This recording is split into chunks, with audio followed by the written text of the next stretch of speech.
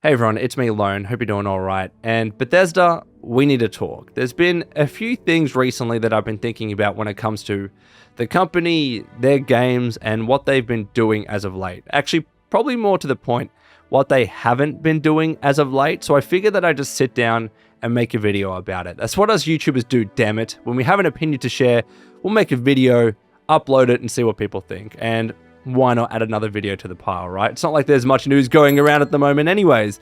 But before we get into it, I do want to be crystal clear at the beginning of this video. This is not going to be a video where I'm just sitting down and hating on Bethesda. If you follow my channel for any amount of time, you'll know that I don't do that.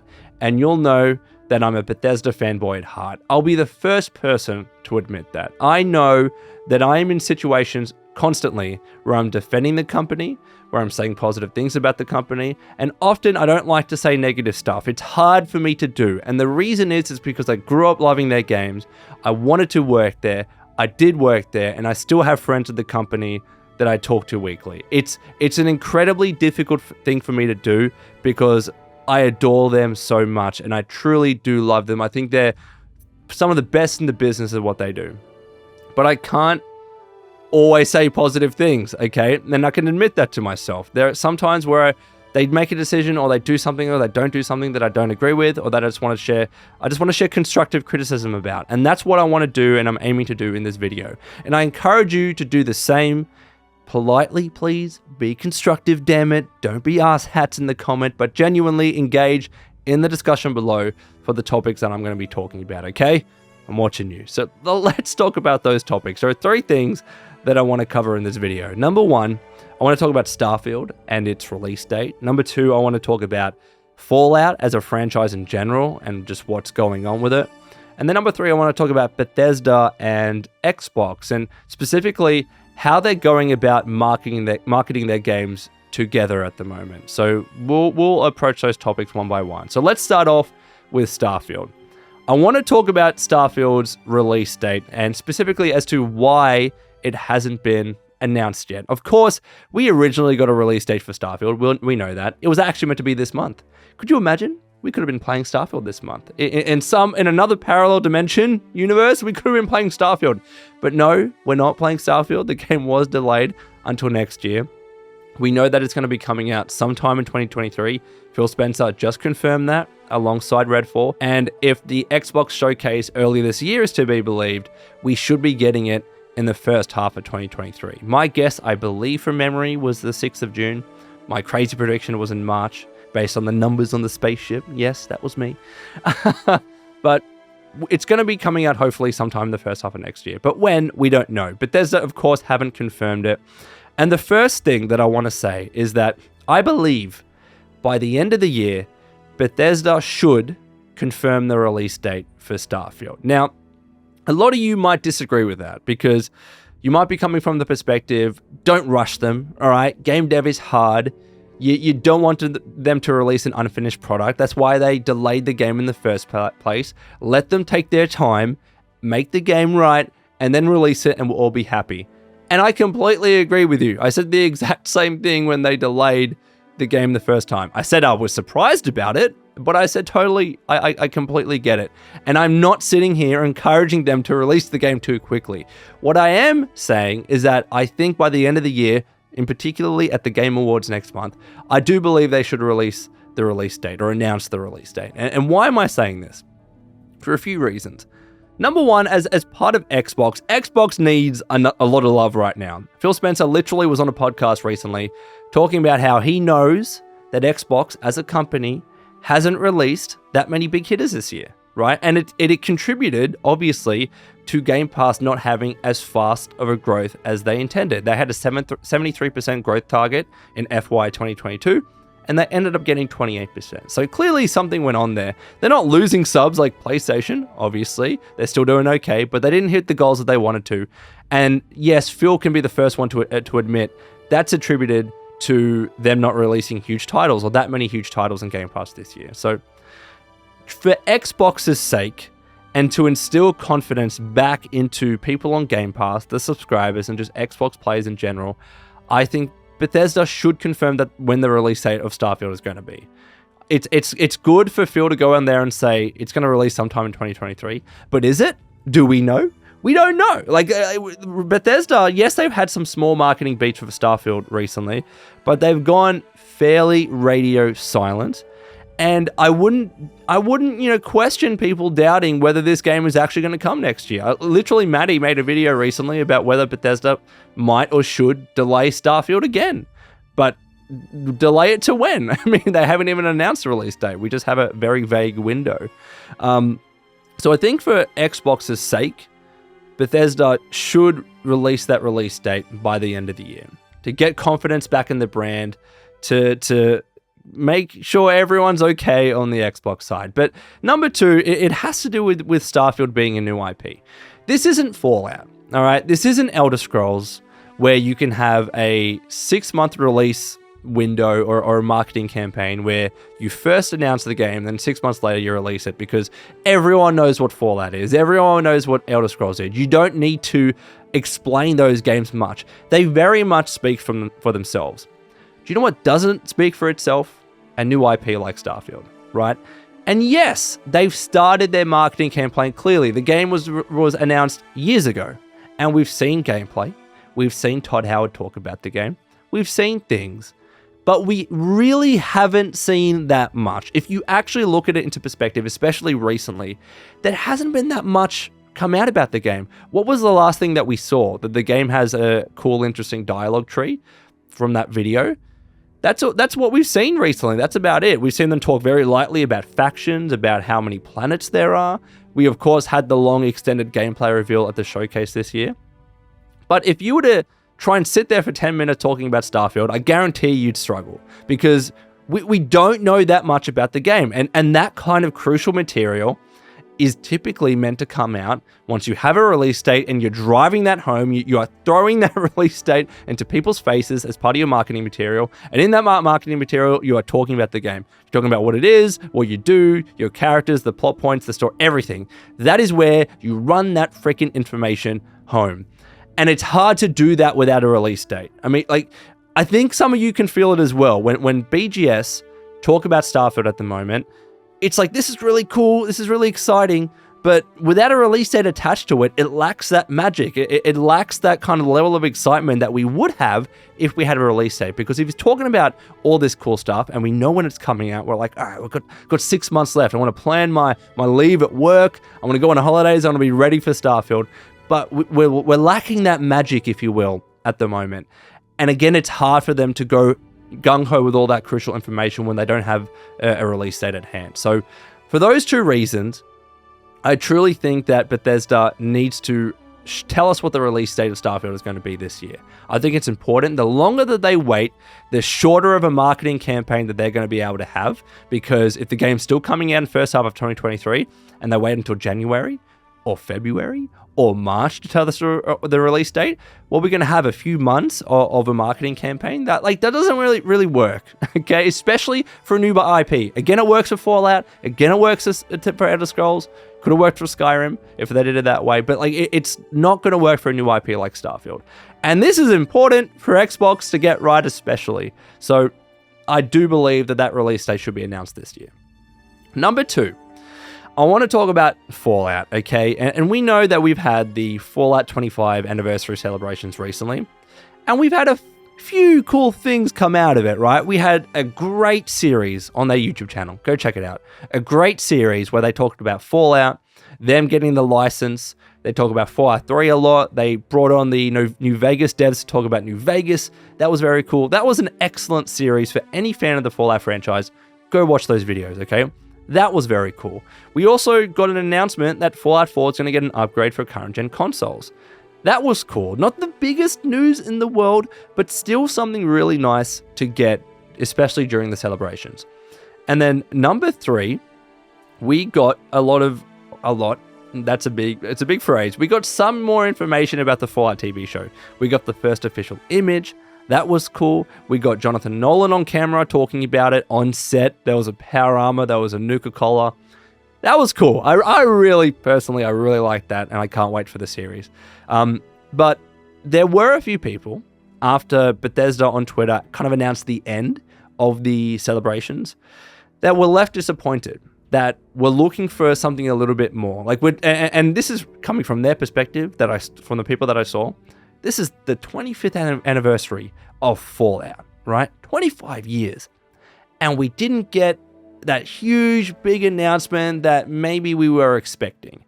I think a lot of people were gunning for either Fallout 3 or Fallout New Vegas remake, or both, right?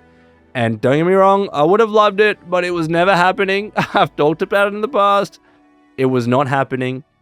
But we got that Fallout 4 announcement. And I figure if you're Bethesda or you're Bethesda Game Studios, that was more of an easy win, right? It's more of a recent title. There's less work to do to upgrade it for current gen. You know, it's more of a recent upgrade to their engine. It's not like a game like Fallout 3, which requires so many upgrades to work on PCs at the moment. It would be a lot more work to remake that game and New Vegas to get it up to scratch with the games industry nowadays. Like, that would have been so much more work. So Fallout 4 was definitely the easy win. So I can understand why Bethesda opted for that. And Fallout 4 was a massive game. I don't know what the numbers are, but I do think Fallout 4 was played by more people than Fallout 3 and New Vegas. Like, it is arguably the bigger game than those two. So, yeah, it makes sense why Bethesda decided to remake those, but or upgrade that game. But even then, there were people saying that I was wishing for more. I was wanting that big announcement, either a new Fallout game or at least the remakes of those two older titles. And I understand, all right? I love Fallout 3 more than any video game out there. And I don't care that we've gotten 1,000 remakes of other titles recently. I don't care. If you were to give me a Fallout 3 remake, I will love you forever. That is something that I will die on this hill for. I want Fallout 3 to be remade at some stage, right? So I can understand where people were coming from. And in that regard, I do believe it would be really nice, Bethesda, to know what is happening right now with the Fallout franchise, to know what we are getting next. We know we are getting Fallout 5, right? Todd has admitted it publicly, so it's good to know that it's on the horizon. We're getting Starfield next year first, if it's released next year. We're getting Elder Scrolls 6, and then we're getting Fallout 5, right? But if you think about it, at minimum, that's 10 years away. If Starfield's next year, you add 5 years for Elder Scrolls 6 to be made and released, and then another 5 years for Fallout. At least 10 years, 11 years, at least. For Fallout 5 to come from BGS specifically. And that is a very, very long time to go without another Fallout game. An incredibly long time. And of course, Fallout 76 is out there. And this is talking to someone that loved that game, right? I love the game. I had so many good moments playing with friends. I put tons of hours into there. I worked on the title. I will sit here and always say good things about Fallout 76. But even if you love that game, you know full well there is a huge audience out there, rightly or wrongly, whatever your opinion is, there is a huge audience out there that will never, ever vibe or click with Fallout 76. That is the reality. No matter what they do, no matter how much they improve it, a lot of people were burnt at launch. And also, a lot of people saw people getting burned and will just never jump back into that game. No matter how much news that they've seen about how much the game has improved, no matter how much new content is added, those people will never get back into Fallout 76, right? So they are itching for a new title of some kind. They're itching for something new with Fallout. And even if you are a Fallout 76 fan, I think you can admit to yourself that content has definitely slowed down for the title. That is unequivocally true. You look at The Pit, what's come out recently, their last big expansion, and compare that to Wastelanders. Objectively, it is a smaller update. It's focusing more on replayability and repeatability. That is the entire premise of The Pit. You might love that, great, but you gotta be honest in your opinions there. The update for that title has slowed down. 11 is still getting into the groove of things. We're gonna see what they do with Nuka-Cola World later this year. So that's going to be interesting. But updates for that title have slowed down. So you, even as a Fallout 76 fan, you're probably looking for what's next when it comes to the Fallout franchise too. So here's the thing that I would ask Bethesda. Start the discussions now. Start the deal now to let another studio work on the Fallout franchise. I truly believe that the best step is for us to get a Fallout spin-off title from another studio. And as I said, the discussions need to take place now, because if a company started working on the next Fallout game, a spin-off game right now, it would take 4 or 5 years. That's why I'm saying let's do it now. It can't happen, a week from now or a month from now, because we keep adding time, right?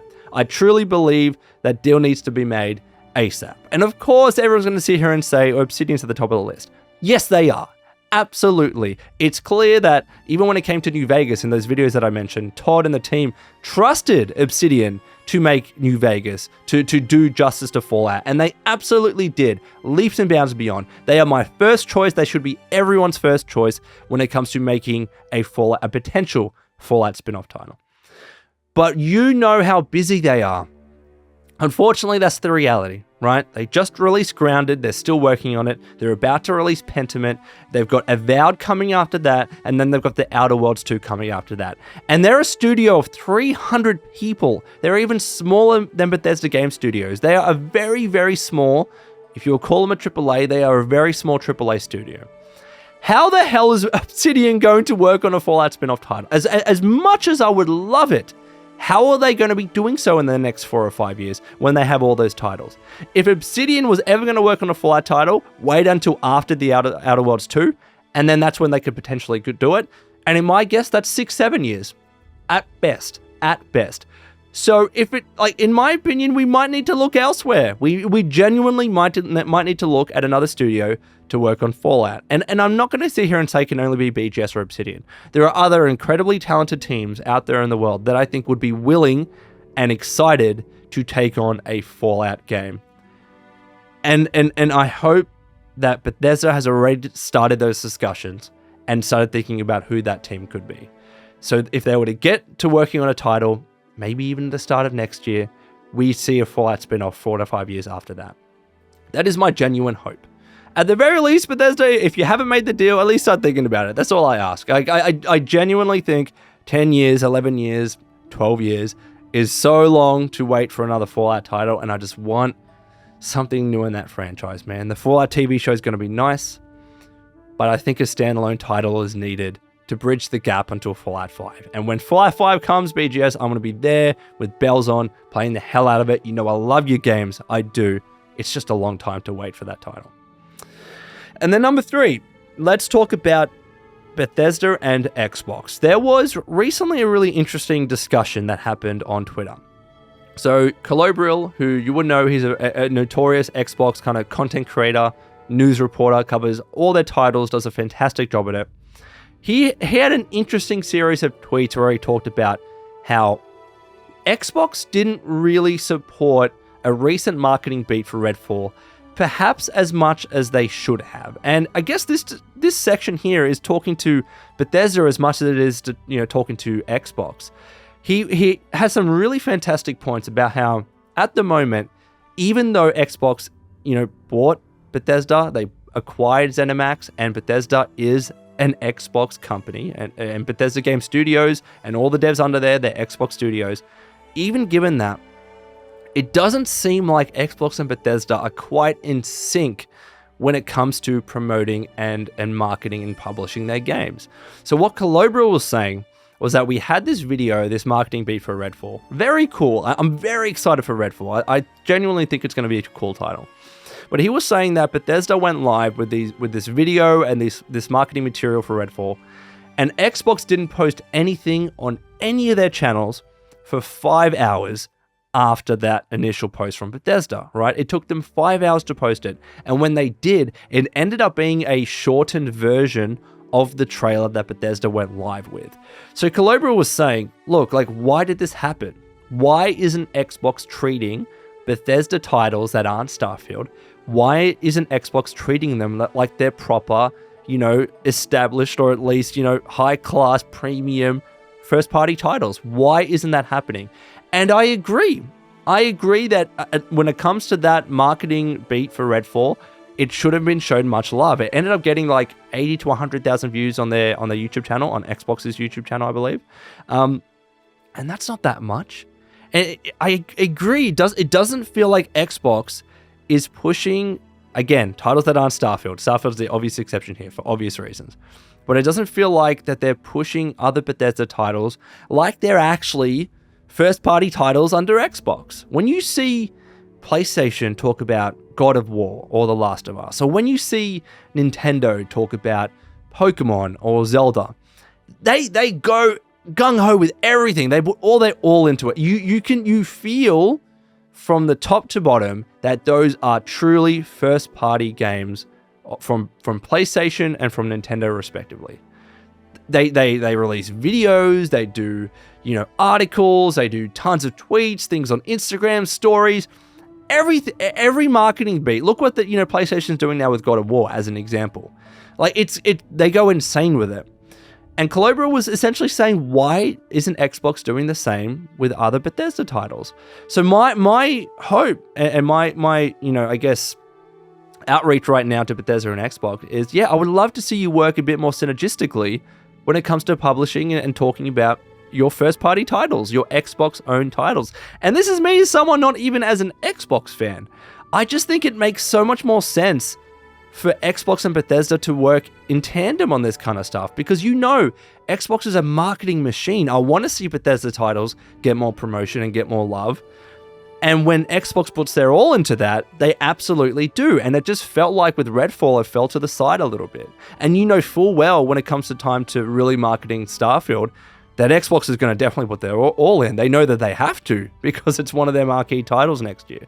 So I would love to see that next year, or towards the end of the year, whatever happening, I would love to see Xbox do that more with Bethesda titles. I want to see Bethesda and Xbox work much more synergistically in that sense, for their titles to actually feel like proper, big, first-party titles. I completely agree with Colobra on that, and I would like to see that moving forward. So other Bethesda titles and other fantastically talented studios that work there, like Arcane, like id Software, they need to be getting a lot of love as well. So that's what I want to see.